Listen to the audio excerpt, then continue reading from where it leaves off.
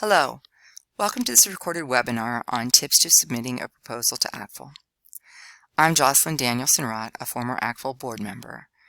I was on the convention committee and a convention chair. So my goal today is to walk you through the process and make it very transparent in how to submit a successful proposal. First, for each convention, there's a call for proposals. ACTFL sends it out via email, Twitter, Facebook, etc. Of course, you can always just check their website and see what happens there. There's also a deadline for submission. As you can see here, it is January 11th, 2019 for this year. However, it's going to be in the beginning of January each year. Let's look at the review process.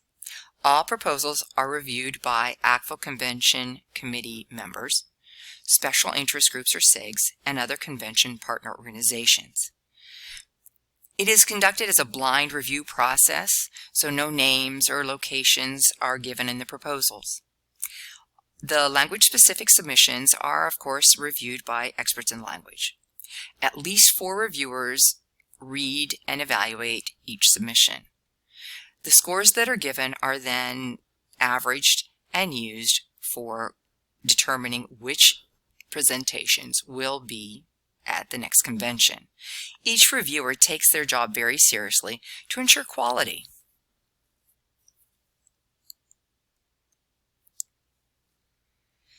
Just some basic information here. Of course, presentations may be given in any language, including in English. However, an individual can submit only one presentation as a lead presenter and be a co-presenter on only one other presentation. This is a change from last year. Of course, if selected, presenters must be a current member of ACTFL or one of the partner organizations. If the session is for sales of a specific product, there are different exhibitor sessions available which are not part of this process. In fact, if a consultant, company representative, or author is thought to be doing a sales pitch for a specific product, it will not be considered. If during the convention a session presenter is identified as marketing a particular product outside of the exhibit hall, they will not be allowed to present at future conventions.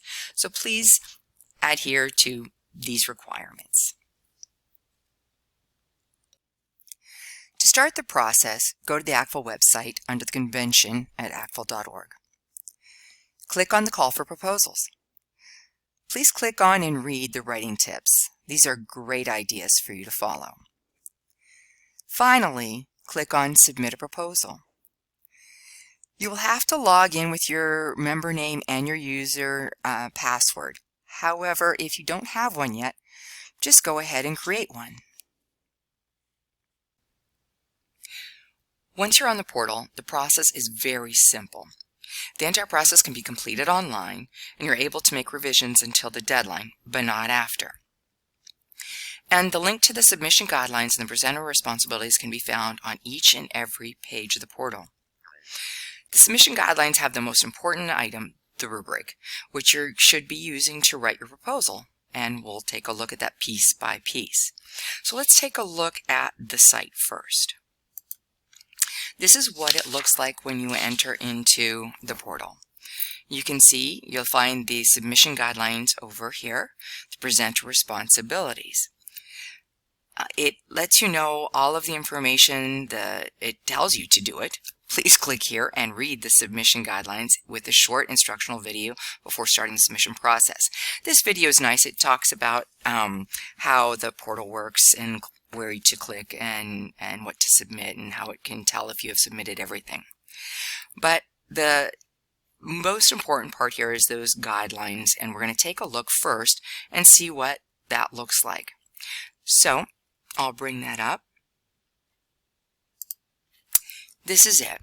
As you can see, it takes you through how-tos, the memberships, the proposals, and we're going to take a look at each type of the presentations you can make, keywords that we'll review also,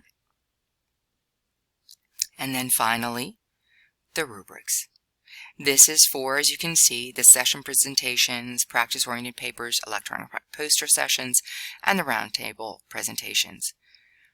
And the new rubric for the research-oriented papers. So very important information. To continue on to the rest of the submission portal, you have to choose a type of presentation.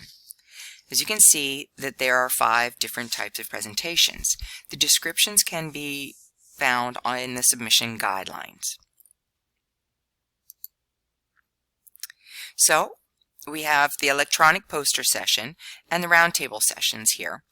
Both of these use the battery-operated laptop, which is provided by the presenter. In the poster sessions, the presentation is displayed on the computer while standing at high round tables as the attendees stand for viewing and interaction. There are multiple presentations going on at the same time and people move around to see them all. The roundtable presentation is a more intimate format for networking and in-depth conversations as the presenters sit at a table to present to a group of 10 people. It's interesting because it's a 30-minute presentation with a 15-minute discussion and feedback, or 35 with 10 minutes. But often the people discuss it as they work through the presentation. The sessions are most common type of where there's a single presenter or a lead presenter with up to 3 co-presenters addressing a topic of interest. The participants in this one should be engaged and interacting throughout the type of presentation. Now, with the electronic poster session and the roundtable, please realize that only the laptops are allowed to be used there. No other audio-visual equipment, as there are multiple presentations going on at the same time. There are 2 types of paper presentations this year. The research-oriented paper should address a topic of interest to educators with a brief discussion of the study, the subjects, research design, and analysis, but with the main focus is on the results and implications for the language learning and teaching. Note that there's a special rubric for this that can be found in the submission guidelines. The practice-oriented paper is more for action research, with a focus on one topic such as the classroom applications and strategies. Each should be a presentation of 10 minutes with 5 minutes for questions and answers. These papers will be grouped with other papers, so presenters must respect the time limits. So we have to choose the type of proposal desired, and as we said already, the submission guidelines have the descriptions, but on the website, if you hover over each one of these names here, you will see that the description does pop up. As you plan your proposal, you must ask yourself, is the proposal relevant and significant to the field? Are the content and purpose innovative and cutting edge, and do they advance teaching and learning? The rubric starts with the title and description, relevance, content and purpose, then outcomes and strategies for engagement. But in using best planning methods, we have to think about what we want to accomplish. A little backward design, maybe. A relevant proposal is one that meets the needs of learners, teachers, and along with those of programs. For me, it's important to look at and start here, the relevance of the proposal. The rubric has 4 levels. The first column, level 4, exceeds expectations. Then 3, meets expectations, approaching expectations, and finally, level 1 does not meet expectations. So in looking at this, we want to look at that highest numerical value that states the proposal is fully relevant to ACTFL standards and supports proficiency-based instruction.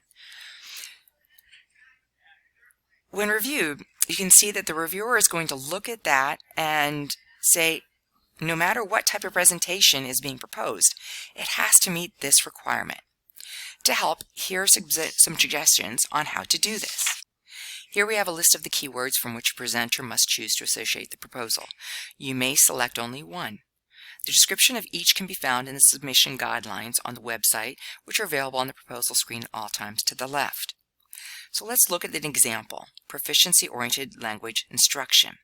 So the details in the submission guidelines state, effective curriculum design supports learners by creating meaningful learning experiences that incorporate communication, cultures, connections, comparisons, and communities to promote gains in language proficiency. Proposals may focus on models for curriculum design, use of the necessitable, actful, can-do statements, core practices for language learning, comprehensible input, strategies to support the modes of communication, target language use in the classroom, the implementation of culturally authentic resources and collaboration, critical thinking, and creativity in world language context. So once we choose one, we can focus on these and move on to the next section. So we will start with the title so we can get the system going. But this can be changed later to be sure it represents the content of the presentation. You should know that it's 75 characters in length, and it must be written in English, although the presentation may be in another language. Of course, you shouldn't be putting all capitals or lowercase letters, or not using symbols or marks as they do not translate to the final program guide. There should be no mention of presenters or the name of in the name of the proposal, nor in a specific university or location. But again, the title should represent the current issues in profession and represent what the content is and what the attendees will see. So this is what the page looks like, and it does remind us of the 75 characters and a few of the other items. So here are a few sample titles. Some issues are identified easily with the first one. The presenter's name is in it, there's misspellings, and of course it's way too long. However, it is in English and may describe what the outcomes may be. However, it may not be relevant to language learners. The other one fits a little bit better, but we can always change the title as the proposal takes shape. So, as we move on, this is where a lead presenter can be identified. The site reminds you of the restrictions of the number of proposals, along with helping you find the lead or other presenters in the system. Once you identify your presenters, there are a few other questions we have to answer.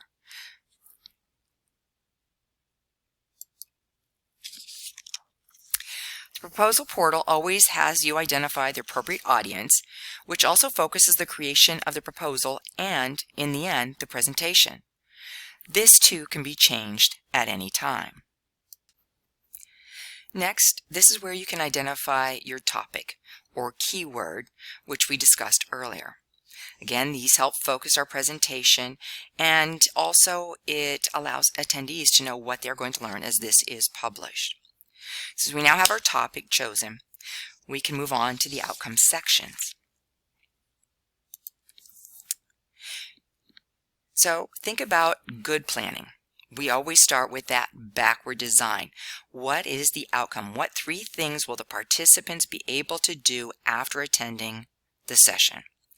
So as you can see, these should have the 350 character limit, described in that can-do format.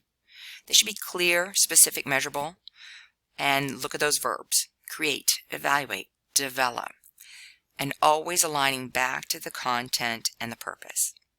So if we look at our rubric, as we always do when we write these, we can see here that in the exceeds column to the left, that says clear, specific, measurable, as we already did, but they completely align with the content of the proposal. So these outcomes need to stay in your mind as planning the rest of your content and purpose and the ways in which you engage your audience. So for example, the participants can design an effective unit plan incorporating social justice themes at the intermediate level. Here is the portal, and it requires that the correct format be followed. Once you have determined the desired actions, you can now plan the content purpose of your presentation.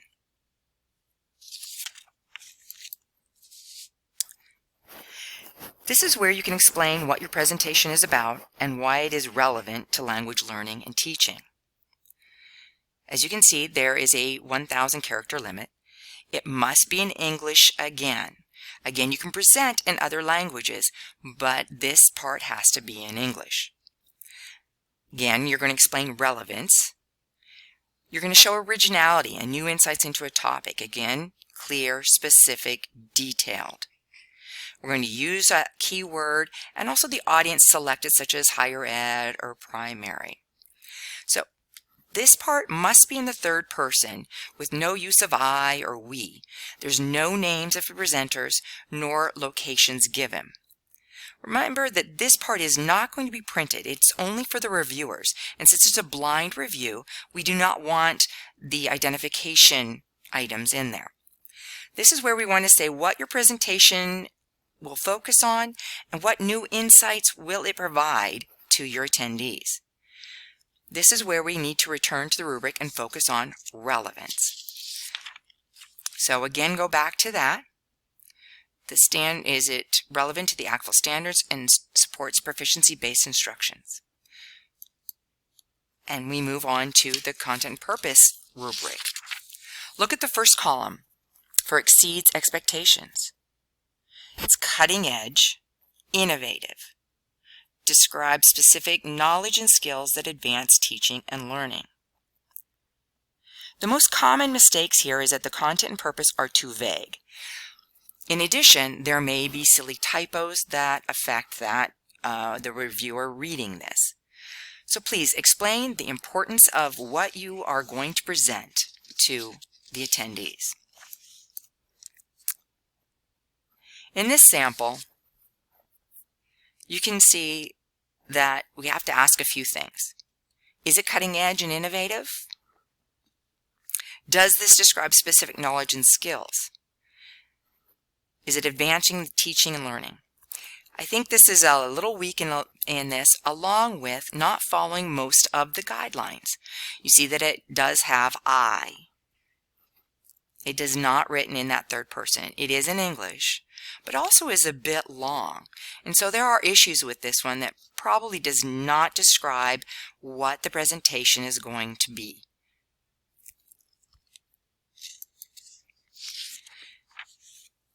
No, again, when you come to the portal, it reminds us what we have to pay attention to. The content purpose must be in English. Clear insight as the relevance of the proposal. In addition, what you're going to find that the person copied and pasted this into this portal and they didn't check the character count, so it got cut off. So the portal does help you with this if you pay attention to the details. Once you know your topic, I have identified 3 things participants can do after your presentation. You have explained the content and purpose. Now you can plan for engagement. This section only applies to a session type of presentation, not to poster, roundtable, nor paper presentations. However, this is the very important part for the 45-minute session proposals. So if you look above, we see that there is the 1,000 character limit. It's got to be in English. And you're going to explain how you're going to share the information with the attendees, but also how they're going to participate and interact during the session. So the key is to engage participants. Do the strategies ensure high participant involvement? Are they clear and specific? The presentation should reflect best teaching practices. Just like in the classroom, every learner should be engaged, not just the high achievers. So as you look at the rubric, the left column is definitely the level 4 exceeds expectations. But look at the words. Clear, specific, strongly support outcomes, ensure high participant involvement. You don't want to sit and get for these sessions. Think about what you would want to do in a session to help you learn and get the most out of it. So here's some samples.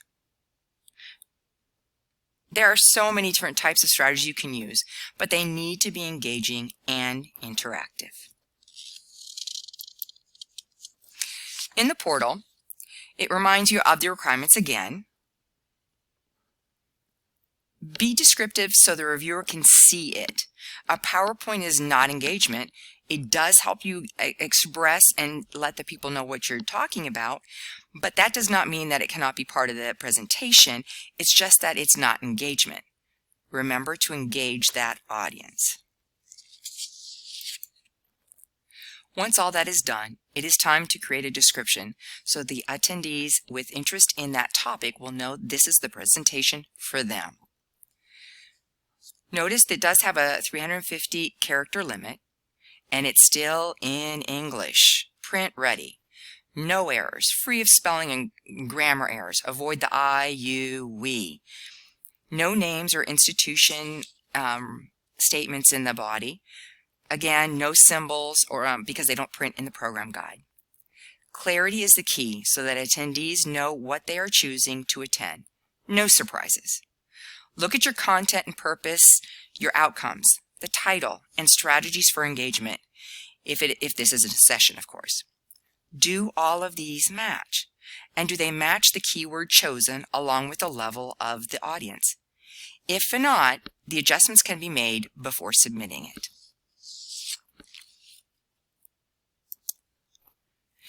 Note here again in the exceeds expectation, the proposal, title, description are evaluated together. You can look at the keywords, well written, aligns clearly, content, purpose. Notice standard professional English and does not need any additional editing. It should be print ready. Please realize that ACTFL does reserve the right to edit all submissions. So here's a sample. Does it describe it well? Is it in third person? Does it match content, purpose, and outcome, and is it relevant? Those are a few of the questions we need to ask ourselves. Notice ACTFL reminds us of the guidelines again, just as it always does. Finally, to be sure you are submitting the correct type of session, the proposal submission site also helps identify those presenters who may be exhibitors. Exhibitor sessions are different from regular sessions. These individuals should not be marketing product outside of the exhibit hall, and especially not during a presentation. If found doing so, the individual will no longer be allowed to present at ACTFL conventions. This form also identifies presentations that may be of interest to certain SIGs or special interest groups. Other sessions which may be considered to be placed in a paper type session if there are spots available. At this point, the form is filled out. However, you need to go back and realign all the parts, including the title, as to be sure that the whole proposal is relevant, addresses the needs of today's learners and educators. Then review the rubric again against the proposal. Be sure to keep a copy of your proposal so that when you plan your actual presentation, you'll have it all and be ready. This is a sample of a round table I did a few years ago. To check, you can see that it's in English. Hopefully there's no typos. There's no identification of the place or the presenter's name. Hopefully it is relevant. Is it cutting edge and innovative? Does it describe specific knowledge and skills that advance teaching and learning? Does it match the keyword that was chosen? As you can see, leadership and advocacy. As we move on to the next section of this, you'll see the outcomes. Even in a round table, it's going to have what the attendees will get. Is it clear, specific, and measurable? Do these align with the content and the purpose? Here we see the description for the program guide. Here was an original, which you can see was too long, and then the final. It takes numerous rewrites to complete the submission. Remember that you can edit and change your proposal until the deadline. But in doing so, you have to look at, does the description and title match the content and the outcomes? Is it well written? Does it use standard English? Is it print ready with no symbols or identification of the presenter or the location of the presenter? Just a reminder, there's a new rubric just for the research-oriented paper. It can be found in the submission guidelines. Within the rubric, it says that the research paper must address issues that are relevant to the field of language education today. There are only 3 sections to this rubric: the proposal, title and description, relevance of the proposal, and the content and purpose. So now it's your turn. Consider the best format for your proposal. Remember that the number of presentations accepted are based on the space allocated at the venue. So you may want to consider a few things. In 2018, the acceptance rates were these. Out of the sessions, for 944 sessions reviewed, 402 were accepted, 43%. For the paper proposals, 197 of which 96 were accepted at 49%. For the roundtable proposals, 133 of which 96 were accepted for 72%. The electronic papers had 70 and 66 were accepted at 94%. So please realize you can write a very good proposal and still not be accepted due to the large number of quality proposals. This is part of the reason why following the guidelines and the rubric are so important. There is a great deal of competition to be accepted. Begin writing. Choose your keyword. Draft a description for your proposal. Write 75-character title, but remember, be sure it's in English, in third person, no typos. Always use the rubric and the guidelines as you go. In fact, ask 2 or 3 colleagues to review your draft. Remember to save it. Have it for your records and so you can prepare and be ready when it's time for you to present your session. Always review the rubric submission guidelines even before you hit that submit button. And then review your presenter responsibilities. If your proposal is selected, you will be notified in the spring. However, it's important to review the presenter responsibility guidelines to be sure you are prepared for that day. At this point, I do hope you have met the can-dos for this webinar. Remember, it is a blind reviewing process. You can always look back to the information on ACTFL website for the submission guidelines, which has all the information there for you. And I do want to thank a few people right now. This is a thanks to all the convention committee chairs and members, past and present, who put time into the information found in this presentation. Also, all the reviewers who dedicate their time and efforts to reading the proposals and really analyzing the rubric so that we can have great sessions at our convention. But also, thanks to you for your willingness to share your experience, knowledge, and expertise with us. I wish you good luck in your process. Thank you.